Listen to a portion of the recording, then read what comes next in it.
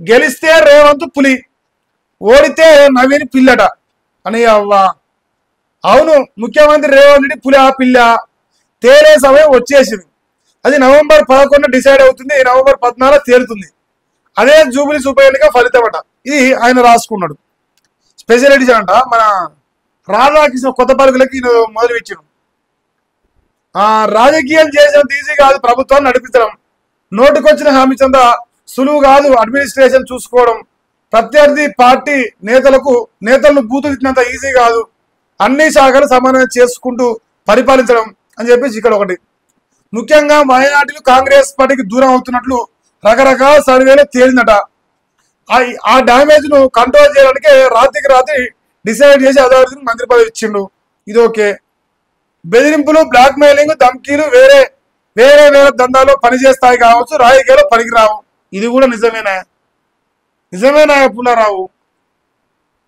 వాస్తవానికి రేవంత్ రెడ్డి ఇజ్జతి కాపాడేది నవీన్ యాదవే. ఓడిపోయినా చెప్పుకోదగ్గ ఓట్లు పడతాయి.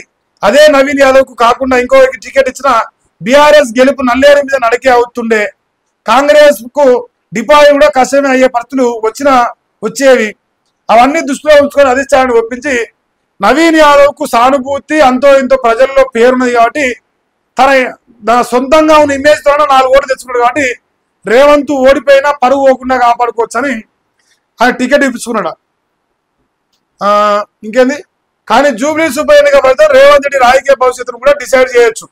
ఆయన ముఖ్యమంత్రి పీఠం మీద ఉంచాలా దించాలా అనేది కూడా డిసైడ్ చేయొచ్చు. ఇది రేవంత్ రెడ్డి పరిపాలనకు రెఫరెండం అవుతుంది. ఇప్పటికే సీఎం మీద గుర్రుగా ఉన్న పిసిసి సీనియర్ మంత్రులు అదును చూసి ఏఐసిసి దగ్గర కూర్చునే ఛాన్స్ కూడా లేకపోలేదు.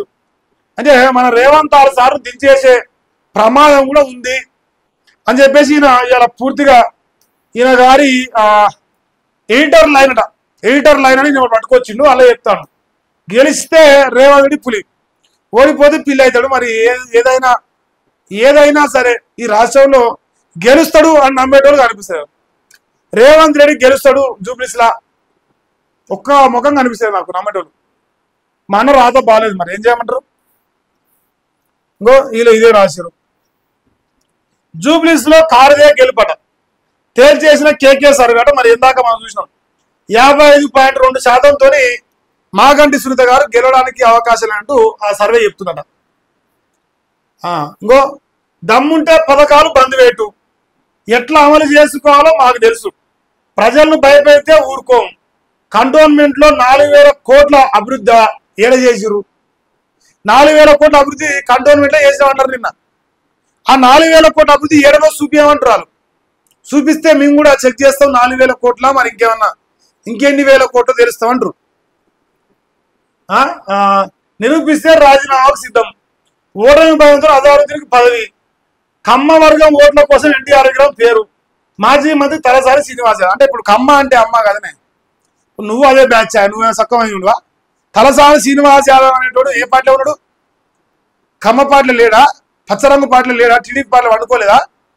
నియాసం వంటి కిరాతకులు తెచ్చుకోలే కదా కేసీఆర్ ఇలా ముఖ్యమంత్రి దిగిపోయింది. సరే ఆయన ఏమంటానంటే రాజీనామా చేస్తా అంటున్నా. కంటోన్మెంట్ లో 4,000 కోట్ల అభివృద్ధి చేసిన నిరూపిస్తే రాజీనామా. మళ్ళా ఒక ఉప ఎన్నిక వస్తుంది.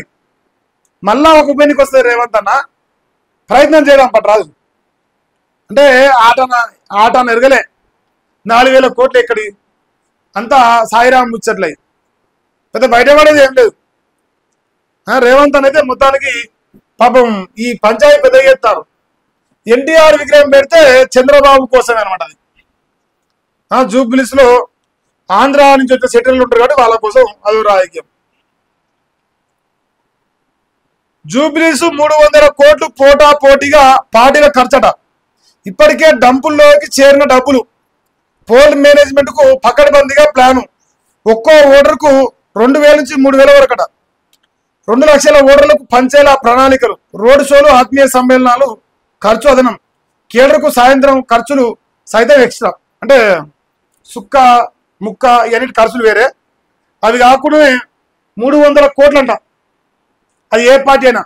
ఈ పార్టీ అప్పుడు అందరు సొక్కమే, అందరూ సొక్కమైనలే, అందరూ పైసలు ఖర్చు పెడతారు, అందరూ ఓట్ల కోసం రాజకీయం చేస్తారు. ఇది ఓపెన్ సీక్రెట్, దాచిపెట్టేది ఏం లేదు.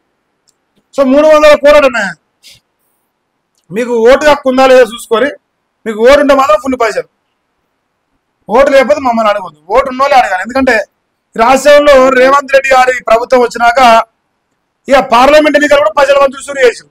అంత పెద్ద ఎలక్షన్ కూడా, అంత గొప్ప ప్రభుత్వం అన్నది, చాలా గొప్పది అనమాట. ఏం చేద్దాం, ఒక్కో ఓటు ఒలిసి పట్టుకోవడమేట చింతపండు రాసిండి అలా. అబ్బో